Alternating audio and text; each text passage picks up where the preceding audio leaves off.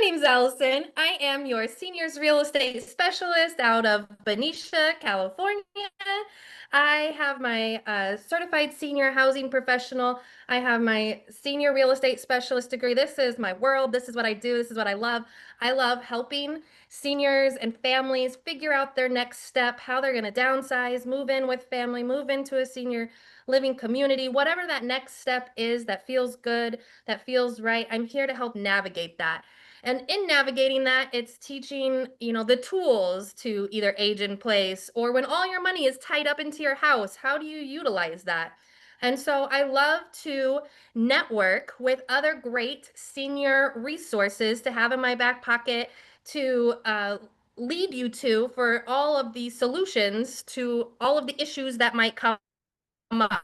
So I like to be the hub of communication. I like to be the person that's going to have an answer for you. If I don't have it, I'm going to know the person who does and put you in the person's hand that's the expert in that field so that I can help keep things very low stress, very streamlined, and get you to your ultimate goal. So that's me. That's who I am and what I love to do.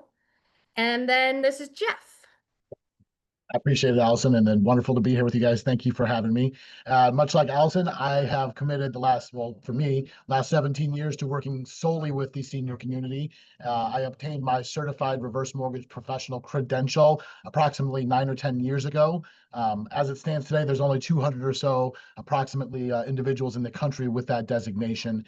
I've been working with professionals such as Allison with their SRES designation, CPAs, financial advisors, trust attorneys, you name it, and other like-minded professionals to try to bring more tools and education to our senior homeowners on how we can help them become more successful in retirement, specifically in my case, obviously, with housing wealth or equity, right? I think many seniors are recognizing today that incorporating that asset as part of their long-term retirement planning strategies allows for them to see a little bit more success as they move through their retirement years. Absolutely. So, and just sticking with that whole topic, the numbers support that as well. When we talk about seniors are recognizing that the home is a significant part of planning for retirement, we saw a record high last year of the age for the average home buyer at 56, right? 57% of those seniors are paying all cash for homes. And that makes me ask, why are they trying to do that? Well, the simple answer is they don't want a mortgage payment, but is that the most effective way to be successful in retirement by depleting a large portion of the proceeds from that home they just sold? 53% of today's sellers are 59 plus. That is the largest, or I'm sorry, the largest percentage of sellers today are seniors. And similarly, 42% of our buyers are 59 plus, which is also the largest of any other age demographic. Seniors also hold more equity than any other homeowner demographic at 13.95 trillion. And the number that sticks out to me the most, and I think explains all of this, is that 83% of retirement wealth is held in housing. Okay, there's only so many ways you can skin that cat, so to speak, and to access and put that housing wealth or that equity to work for you in retirement, reverse mortgage being one of those. But this trend is not going to stop anytime soon. We still have 12,000 baby boomers turning retirement age on a daily basis. And we now have our Gen Xers that are turning 60 this year. So this trend is going to continue. We're going to see seniors continue to dominate the housing market and sell and buy more homes than any other age group because they are trying to tap into their largest asset, which is their home's equity. And why it matters, obviously, home equity does represent, as we said, the largest part of their assets for most people. The reality is, cost of living is not getting any less expensive for us these days, right? Cost of goods, cost of healthcare, cost of housing. People are recognizing that across the board, no matter where you're at in this country at this point. And obviously, people are looking to find a way to improve on their lifestyle in retirement and find a home that suits their needs, maybe move closer to their family, grandchildren, or what have you. Some of those decisions might lead them to more expensive areas as well. So we're always looking for tools and solutions for that as the market continues to change and adapt. And again, like I said, believe that this program is one that I think most people grossly misunderstand that can be an incredible tool to accommodate those goals. So what is a HECM? Well, HECM is FHA's technical name for a reverse mortgage. And what that stands for is home equity conversion mortgage. Okay. So at the end of the day, it's just a flexible loan, right? No mortgage payment requirements. Okay. That doesn't mean that you can't make a payment, however. I think many people think of reverse mortgages or HECMs, and they think that simply because you don't have to make a payment, that that's your only option. Many people, for one reason or another, still like to make mortgage payments in retirement, whether that makes sense or not, entirely up to them and their individual situation.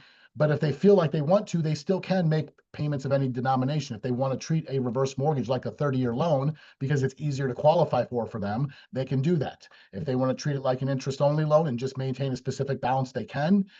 And they don't have to notify anybody as to what their intentions are, okay? But the program is designed to be allowing homeowners to not have to make a mortgage payment. And in doing that, interest still is a part of the program because it is a mortgage. There is an interest rate. That interest simply just gets deferred to the balance of the mortgage in that scenario.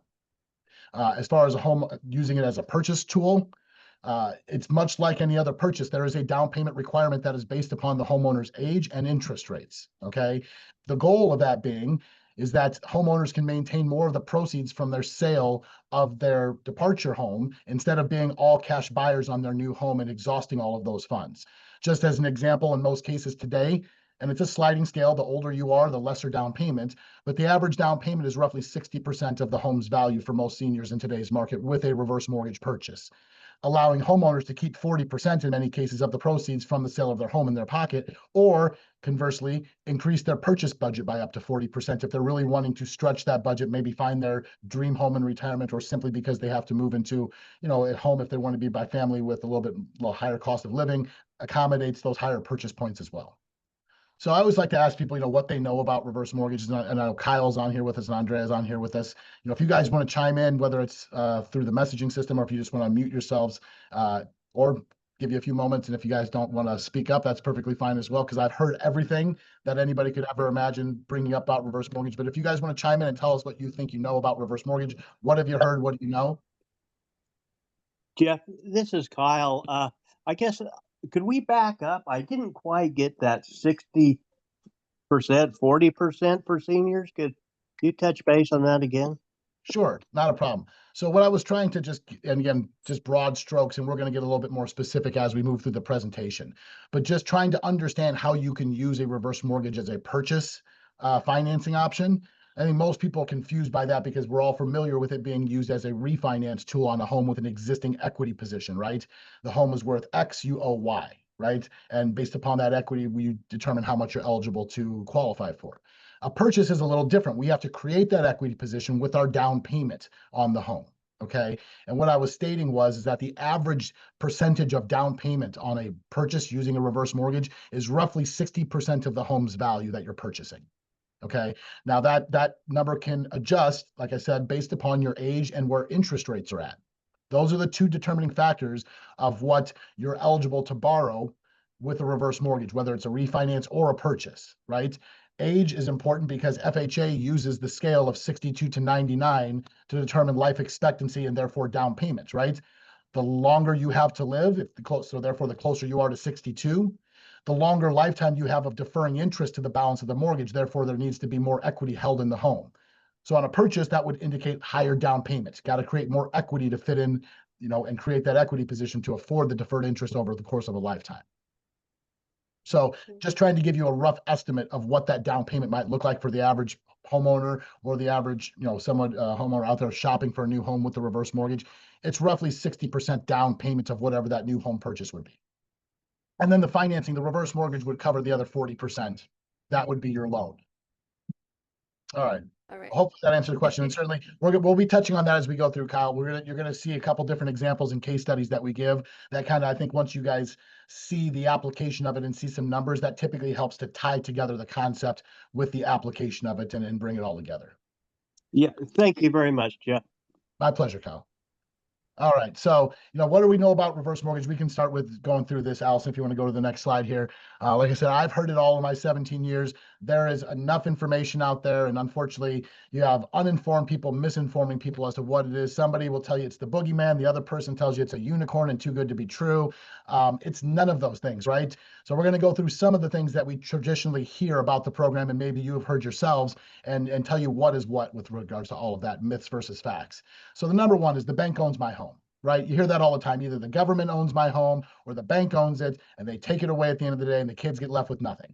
Not the case, okay? Very plainly put, this is just a mortgage like any other. right? So that means all of your rights that you have with your traditional 30-year loans or 15-year mortgages are all the same. It does not change. Title is held in the homeowner's name. They have the right to refinance the home like they would with any other mortgage product. They have the right to sell the home. They have the right to leave the home to their heirs, and their heirs will have the same rights to either obtain their own financing to keep the home or sell it and cash in on the equity. Okay, so the bank does not own the home, the homeowner does. It's just a lien on title, just like your average 30-year fix would be. Okay. Myth number 2 is I can be forced out of my home. Well, not for non-payment, right? We talked just briefly a few moments ago that the program is designed for homeowners to not have to make a mortgage payment. Okay. So if we know that's not a requirement, certainly we can't be foreclosed on for non-payment. Conversely, with your 30-year loan products, we're all familiar. If you don't make a couple mortgage payments, the bank is foreclosing on you. Okay. So just trying to draw lines between the two. But in both scenarios, whether you have a traditional 30-year loan or a HECM reverse mortgage, you are responsible for taxes and insurance on the home and any other property charges. So in either situation, if you don't pay your property taxes, the county can foreclose on you. Okay, that is not the lender foreclosing on you. That is the county. You are responsible for property charges. But reverse mortgages or HECMs, you cannot be foreclosed on for lack of payment. Everything else is the same. The next one is my kids could inherit debt. Well, guess what happens if you pass away and you have a 30-year loan on your home? They're inheriting some debt as well. I think most people tend to forget that, right? And get a little confused with reverse mortgages. Of course, with the reverse mortgage, it's slightly different because if you are taking advantage of not making mortgage payments as the program is designed for you to do, the balance will increase month over month because you're just simply deferring that month's interest to the balance of the mortgage, and it will therefore slightly increase every month. Okay, so there may be a larger balance on the home than what you would have with a 30-year fixed. What that doesn't mean, though, is that you're stripping the home or the asset, which is your home, of equity. Okay, home equity is created by home sales around us, which is appreciation, right? And so the appreciation on the home is always going to outpace the deferred interest because we're only lending against a sliver of that home's value at 40% roughly. Okay. So there's a slide that we're going to look at later on in the deck here, where you will actually see deferred interest year over year and the balance of the mortgage increasing, and you'll simultaneously see the home value also increasing because of appreciation around you. And in most cases, you're either maintaining the same equity position or still growing equity. Children are still being left with an asset from their parents. Okay. But one of the nice protections that comes with this program, aside from all of that, is something that's called non-recourse.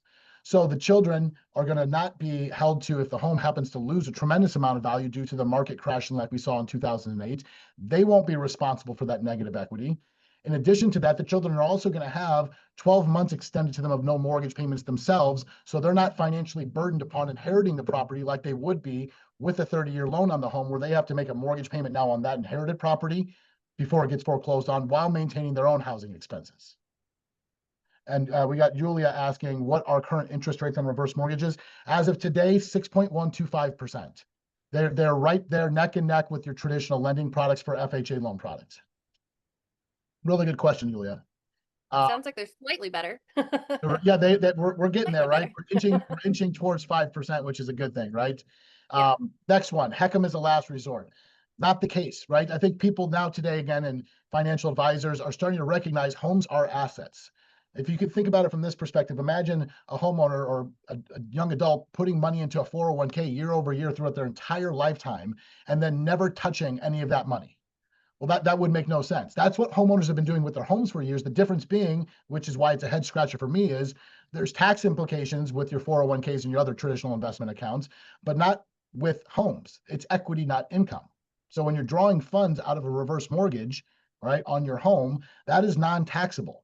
So there's a lot of advantages to using it as an asset. And I think, again, the financial community is starting to realize that today. But in addition to that, I have plenty of clients who are very well off, who understand how to leverage assets, which is why in most cases they're very well off, and use this to either improve and get into their dream home, like I said earlier, or just to create additional assets. Just a couple examples. I had a client and his husband and his wife in their 80s that always wanted to buy their dream home on the ocean here in San Diego. They sold their condo for $1.5 million, used a reverse mortgage, purchased their dream home for $2.7 million, and didn't touch a single asset that they had working for them. Right? So they were able to, A, purchase their dream home, not touch any other assets that are still working for them and creating additional income and assets for them with their advisor. And they don't have a mortgage payment for the rest of their life. That doesn't sound like a last resort homeowner buying a $2.7 million home. Another client that I had in Hawaii, and this is a fun story to tell. He's never worked a day in his life. His father wrote the jingle for the TV show Hawaii Five-0, I think is the name of it. So this guy just lives off the royalties from that song. And he kite surfs all day long, owns a beautiful multi-million-dollar home in Hawaii, wanted to use a reverse mortgage to do what? Take out equity from his home to purchase additional homes for his children to create new assets and passive income in retirement. So it is absolutely not a last resort. When we say 83% of retirement wealth is held in housing, that just means it's an asset. Doesn't mean it's desperation, right? People made a wise investment in housing. Now they have the opportunity to put that asset to work for them in retirement, and this program allows for them to do that. All right. So we talked a little about what it is and what it isn't, right, in terms of myths and facts.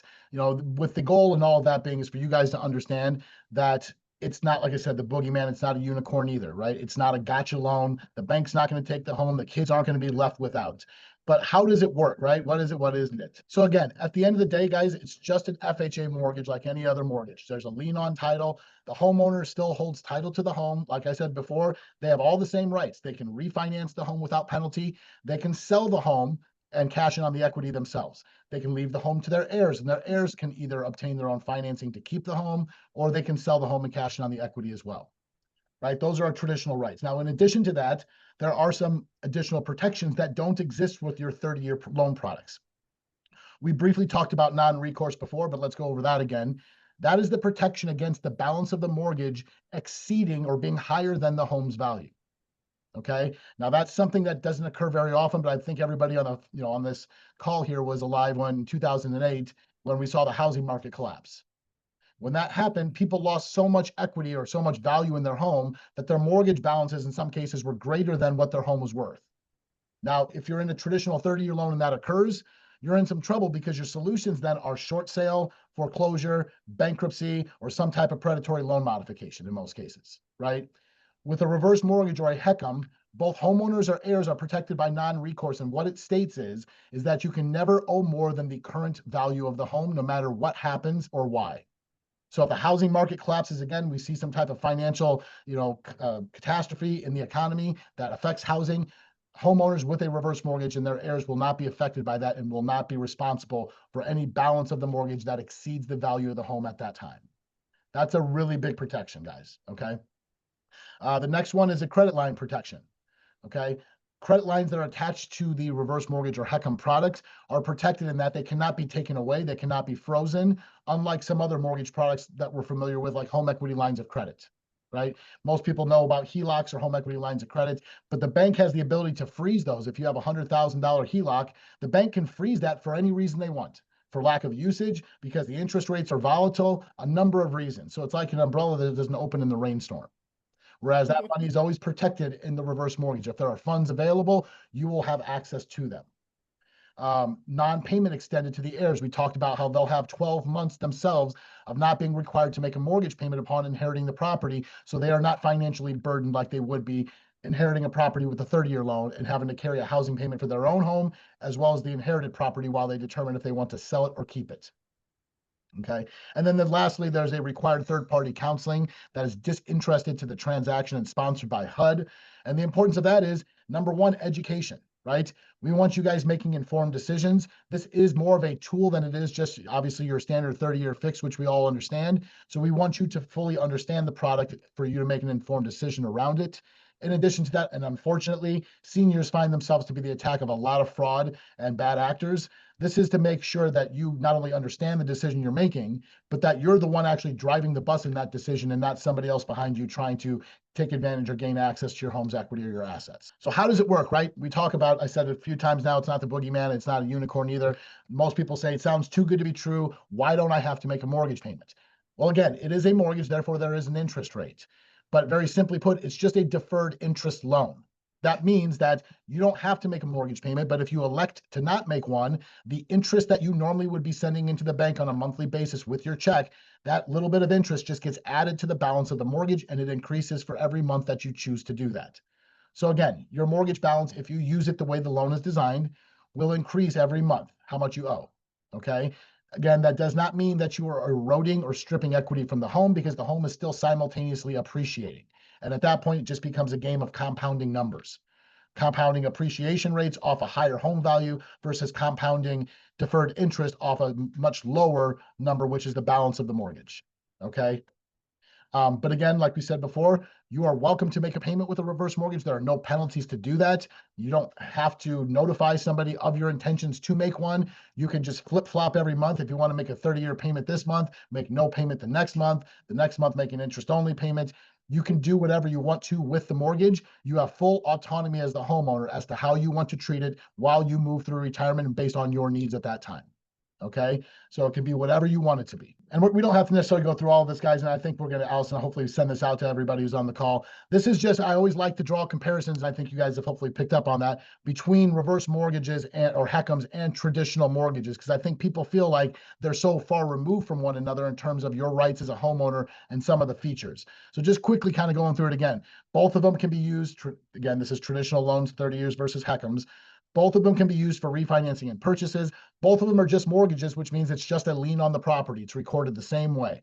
Both offer fixed and adjustable rate mortgage options. In both scenarios, you own the home, not the bank, not the government. Okay.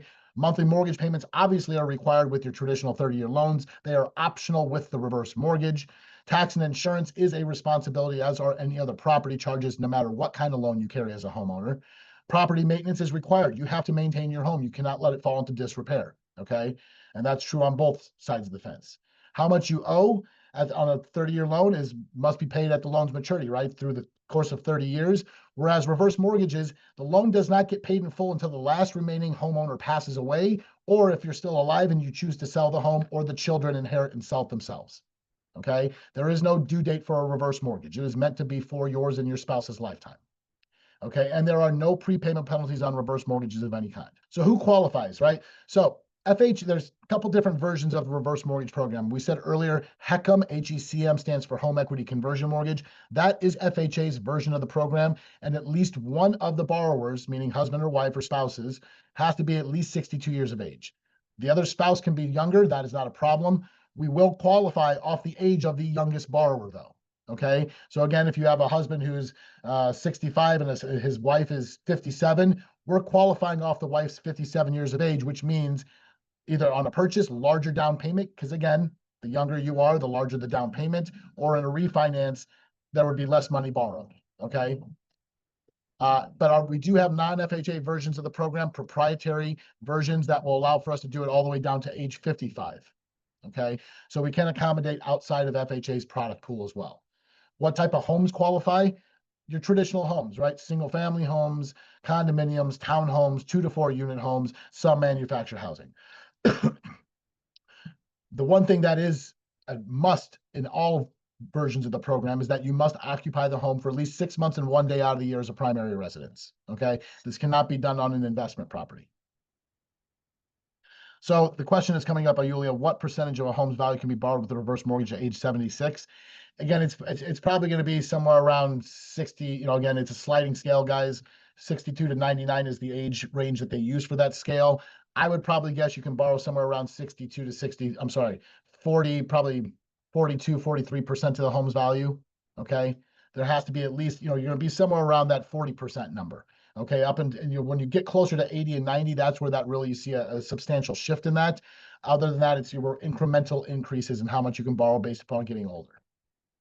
One thing that will help increase borrowing power, Yulia, just to kind of just dovetail off of that, are interest rates decreasing.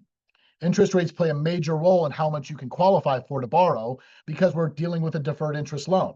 So the lower the interest rates are, the less interest gets deferred to the balance of the mortgage. Therefore, they're willing to lend more money. Okay. So when we see rates continuing to creep down, those numbers that I'm giving you, borrowing 40%, those numbers will jump up.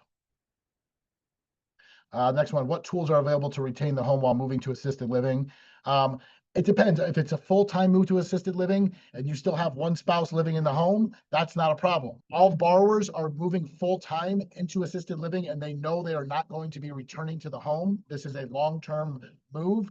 Technically, you're supposed to inform the servicer at that point of that decision that you will no longer be occupying the home full-time. okay? But if you're going there for several months, if it's just a short stint there, not a problem whatsoever. And so again, just some of the key benefits, kind of covering what we've done and summarizing what we've gone over. Obviously, the payment flexibility is massive, right? One thing in retirement that I think that everybody's looking to obtain is some financial freedom and flexibility. This allows us to do that because most people's largest expense is typically housing, right? Tax-free access to your home's equity. You know, again, we said it before, 83% of retirement wealth is held in housing. How can you access that, right? So being able to use that as a refinance tool and access that equity via the line of credit that's associated with the loan allows for homeowners to have some and put some of that housing wealth to work. Government benefits are protected. This does not affect Social Security or any other government benefits. It is not income, guys. It is equity that you are using, okay? And the growing credit line. On a refinance version of the reverse mortgage program, if there's enough equity, there is a line of credit that you will have access to. That line of credit will have a growth factor to it that is equivalent to the interest rate of the loan plus 0.5%. Believe we have a slide later on in here that shows how that can be a benefit to you by allowing for those funds to grow by keeping them in that line of credit and using it as a planning tool. So aging in place, reverse mortgage refinance case study. Let's go over a couple different scenarios here where we're actually putting the program to use. So in this particular case, we have a homeowner who's 68 years old, lost their job while caring for his ailing wife, and after her passing, found himself unable to afford his mortgage payments. Obviously, the goal is to be able to access some of the home's equity and fund essential home repairs and secure crucial financial relief. So what we're going to be doing here is utilizing a reverse mortgage or a HECM with a line of credit. The home is worth $695,000. Okay, guys. The homeowner currently owes $75,000 on the home. Based upon his age and interest rates, and again, he's 68 years old, he was able to cover that paying off his existing mortgage and have a line of credit of $155,000 available. So if we're doing the math here, so that's roughly 75 plus 155 is what he borrowed in total. That's $230,000 that he was able to borrow against the $695,000 in total, right? Now, that allowed him to eliminate a $2,600 a month mortgage payment. So if we're looking at this gentleman's life at 68 years of age, $2,600 a month over the next 20 years of his lifetime is $624,000 that he was able to create in income or assets for himself by just not making the mortgage payment at all, in addition to the $155,000 line of credit that he has. All right. So that's what we're trying to do when we talk about being able to provide some financial relief and putting your home and your housing wealth to work. That is the perfect example of how that can be a benefit to somebody. HECM for purchase, or H for P, is a little bit easier way to say it without all the words in your mouth. So allows for homeowners to purchase their new home without a new mortgage payment and giving homeowners a little bit more financial freedom. Right sizing, that's our kind way of saying downsizing your home, right? Where homeowners would live, maybe the home's outgrown them, the kids are gone, it's too large to maintain, right? Relocating, being closer to a family and support systems, that's something that I think a lot of people are looking to do as well. And most importantly also is maintaining liquidity. We don't want homeowners exhausting all the proceeds from the sale of their home to buy a new one simply to achieve no mortgage payments. You found yourself now in the same position where all of your equity and that that asset is locked up in the home again and you can't touch it. That doesn't benefit anybody. So by this program allowing for a homeowner to only put down approximately 60% of what the home was worth instead of 100% of it, they can keep more of that proceeds in their pocket from the sale of their departure home. Some of the benefits, obviously, no monthly mortgage payments. We want to increase liquidity by keeping more proceeds in their pocket from the sale of their departure home, can increase their purchase power. It is a tough market. We all know that the cost of housing has increased drastically. This allows for homeowners to purchase more home, okay? And the way that they can do that is because if you're buying an all cash property, and we have a slide for that here coming up, a case study, we're going to show you how you can exceed what the proceeds are from the sale of your home to buy more home or just to fit into that marketplace because they're not priced. And who should be using this? Anybody 55 plus should be looking at using this, right? If you're wanting to put yourself in a position for success in retirement, being able to put that equity to work sooner or later is always a good thing. All right, so just to give you guys some examples of what a down payment would look like at different purchase prices as we move through aging and retirement, right? So again, you guys will get a copy of this. So you can see at 62, 65, 70, and all the way up to 80, several different purchase points here between 300 and 1,209,750 and what the down payment at each age looks like for those homeowners and those purchase prices, okay? So just a good reference point. Certainly these numbers can change occasionally based on interest rates, but this is a good reference point for you guys to go back to if you're just trying to get an idea of what that might look like. All right, now is our case studies. Okay, let's dig in.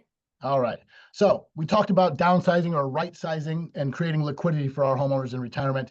So everybody meet Gloria. Gloria is 72 years of age. So her mobility has begun to worsen over the years, right? She wants to sell her home that she currently is worth 800,000 and purchase one slightly smaller for around 700,000. That's a single story, a little bit easier for her to get around and maintain.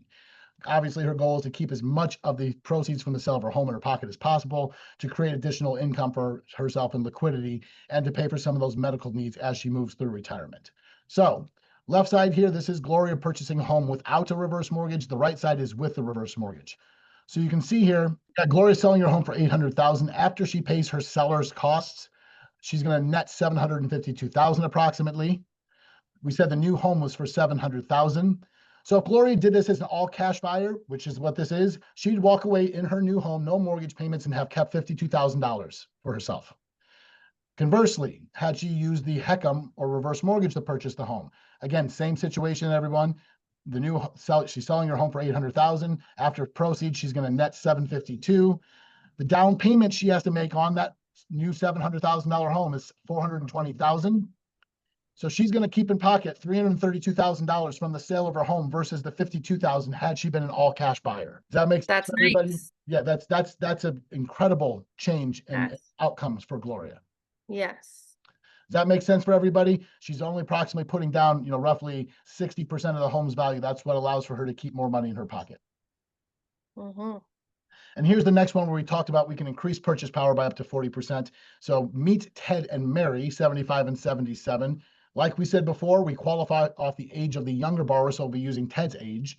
And they want to sell their existing home that is worth $1 million and purchase a new one for 1.7. That's closer to their family in an area that's a bit more expensive, okay? They don't want to have any monthly mortgage payments in retirement at all, and they don't want to drain their savings, okay? So on the left side here, all cash buyer. So we got them selling their home for 1 million. After selling costs are paid, they're going to net 940,000. We said the new home was 1.7 million. They're short, right? That's just simple math. You can't buy a $1.7 million home with $940,000 in cash. So they're going to be short roughly $760,000. That is not happening for Ted and Mary. However, had they used the reverse mortgage, again, sold the home for $1 million, they netted $940,000 after a seller's costs. We said the new home was $1.7 million. The reverse mortgage loan would cover $810,900. That's their new mortgage, okay? Their down payment is the difference, $810,900, okay? So they were able to now purchase a home for $1.7 million and have no mortgage payments and still had $808,000 left over, where previously they were really only able to buy at $940,000, which is what they would have gotten as an all-cash buyer. Mm-hmm. Does that make sense for everyone? Yeah. If there's any questions on that, please go ahead and let us know or type it in the screen. But that's how we can help homeowners reach a higher purchase point, increase purchase power with the program, and also not deplete assets in doing so. So a couple more examples here. This time we're going to talk about it as a refinance tool. So again, some of the same benefits that we had with the purchases to eliminate payments, gain access to our home's equity via line of credit, and then obviously supplement some income by having access to that equity. And again, that allows for us to eliminate monthly mortgage payments. We're able to then to preserve our other investment accounts by not drawing from them if they're not mandatory draws. So we don't have cost of opportunity loss with those. Protects our portfolio so they can perform longer for us and we can elongate our financial well-being in retirement. Also to help cover the cost of long-term care. That is not inexpensive. I'm sure most of us are familiar with the cost of healthcare increasing. Homes are a great way to do it and be tax-free in doing so. Also can allow for homeowners who are approaching retirement, if they're a little bit younger still, to delay drawing on Social Security to increase those benefits, okay? We said it's tax-free because it is equity, not income. The line of credit that is associated with it does have a growth factor that is the interest rate of the loan plus 0.5%. So you can increase the pool of funds available to you in your reverse mortgage by just managing it appropriately. Obviously, you can also choose to have proceeds sent to you monthly. So you can create distributions based upon term or 10-year, 10-year being lifetime, term being specific term, 5 years, 10 years, what have you. So a lot of ways that you can access that equity in that line of credit. and a couple case studies around the refinance so you guys can see the application of that. So in this one, we've got Anna, age 62. She owns her home that's worth $1,050,000. She owns it free and clear. However, she's been recently diagnosed with a disease that's likely to advance and grow with age, eventually require in-home care. So she's trying to look down the road and how can she fund that long-term care need. She doesn't have long-term care insurance and she's on a fixed income. It's a pretty common story. So we said the home was worth $1,050,000. She currently owes zero. Okay, so her new loan would only be $30,000 because that's going to be just the closing costs associated with the loan. There is no mortgage to be paid off currently. So this is just the closing costs, and that consists of FHA's mortgage insurance premium, which is 2% of the home's appraised value, plus your traditional lender and third-party title escrow related fees. She then has a line of credit, though, and this is where she's going to be able to fund that long-term health care for $378,551.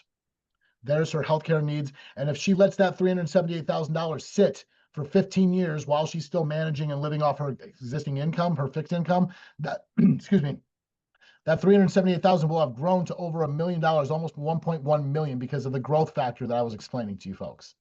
Okay. Wow. So allows for her to create a larger pool of funds to live off of, again, tax-free. A lot you can do with that.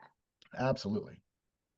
That's where financial advisors love the product, because they can use that to determine when they want to draw from other accounts versus on this, if the funds grow. So play sequence of returns with all of those. It's a great tool. Absolutely. So next one is a refinance. Again, line of credit growth. I want you guys to see some of the growth with the line of credit. So we're going to have a secondary slide to this one. But we've got Elizabeth and Peter, age 72. Obviously, they've worked hard their whole lives to pay off their $950,000 home before entering retirement. However, due to servicing their other consumer debt, they still owe $190,000 on their home, and their existing mortgage payment was $2,400 a month. Okay. Currently, they're living on fixed income, worried about being able to manage some unexpected expenses that do tend to come up for all of us as we go through life, right? So you can see we've got the home worth $950,000. They owe $190,000 on that. Their new loan, which pays off the $190,000 and plus the closing costs, would then be for $218,345. That is their reverse mortgage. However, they have a line of credit that comes with it as well for $155,000. Again, if we talk about how does that look if they let that money sit over the next 20 years, if they were to let it sit, or I'm sorry, that's the next slide. This is eliminating their mortgage payment. I apologize. So just by eliminating that $2,400 a month mortgage payment, they created over $500,000 in savings for themselves in retirement by not making a mortgage payment. That is a whole lifetime of savings for most people, if not more. Yes. But that $155,000 line of credit they had in addition to saving by not making a mortgage payment can grow into more. If we look off to the right here, if they were to let that $155,000 sit for 5 years, it would be almost $220,000. Again, after 15 years, it'd be over $440,000. And if after 25 years, we're approaching $1 million. Okay, after 25 years, if they had let those funds sit. Not to say that they can afford to, but there is an opportunity for them to create a larger pool of funds for them to gain access to just by managing it appropriately. Now, in addition to that, they can also decide to schedule distributions to themselves, to have checks sent to their home every month or deposited into their account. If they wanted to do it for the rest of their life, off the $155,000, they would be able to receive $1,047 a month for the rest of their life. Over 25 years, that would work out to be just over $314,000. Okay.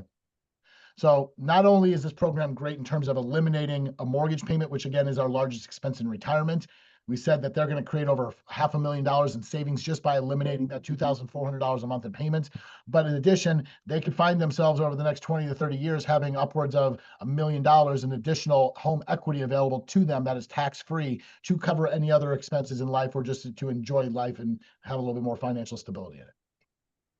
So I have a question. If they don't tap into that and something happens to them, does that money then go to the heirs? The line of credit is not money that is owed. It just rolls back into the equity of the home. It's just equity. Okay. Got it. So again, I told you guys I wanted to show you how you can not make a mortgage payment, see your mortgage balance increase, but also watch the home equity increase as well due to appreciation. So again, you can see right in the middle here, and this is the client that I worked with recently who purchased a home for $400,000. And right in the middle here, you see balance. Okay. So you can see they started off with their reverse mortgage balance at $157,000. Right? Now that's at an interest rate of 6.48%. And we have the home just very conservatively appreciating at 4%. Okay. So you can see, let's say if we look down 5 years from now, the 157,000 will have grown into 222,000 that they owe, but the home value will have increased to 486,000, giving them more equity at 264,000 than where they started when they purchased the home, which they had 242,000. And you can run this down, and we've got it run down all the way to 22 years here. And you can still see that they end up with $295,000 in equity where they started with 242,000. After 22 years of not making a single mortgage payment, they still walk away with more equity than they began with.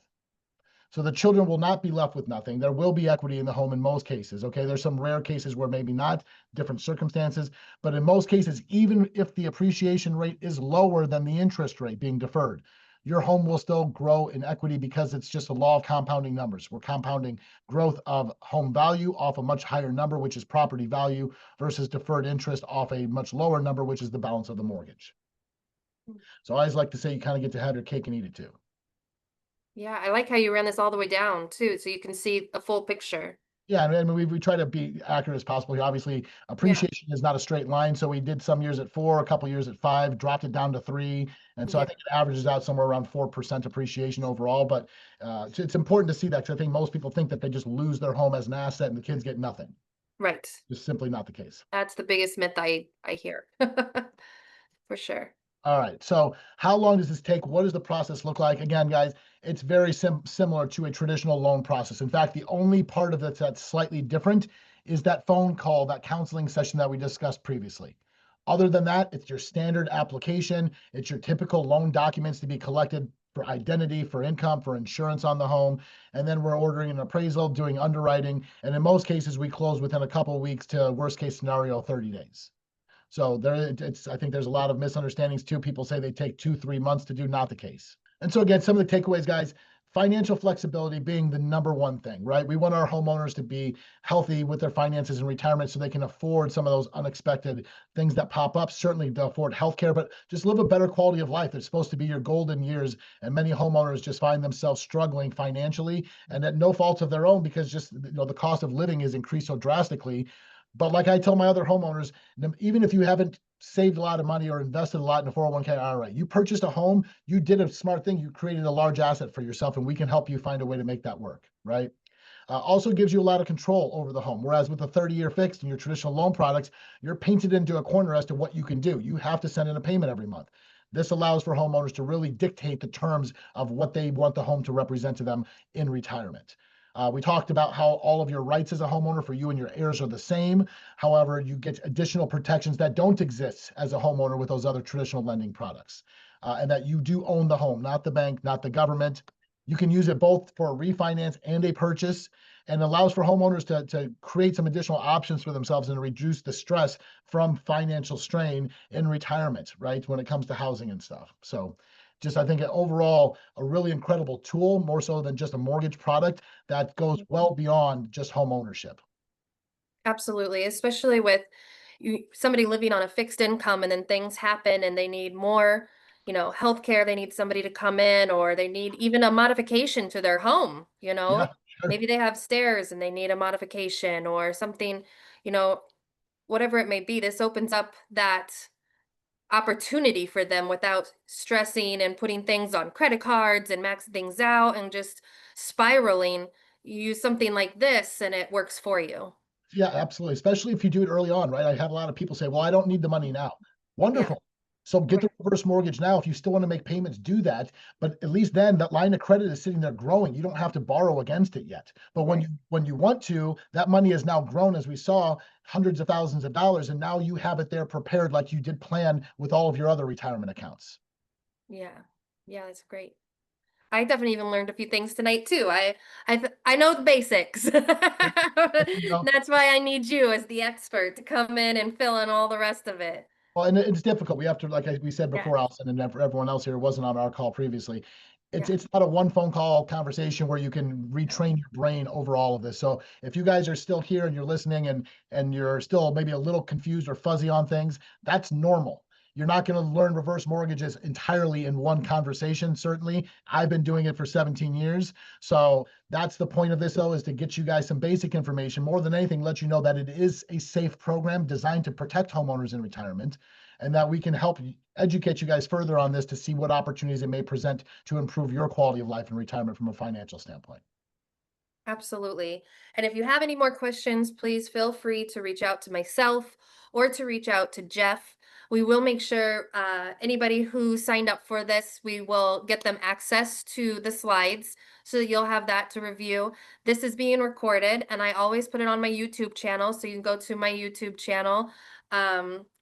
SF East Bay Homes there, and I record all of my seminars. My next one coming up is in the end of October, so perfect time to talk about emotional wellness going into the holidays.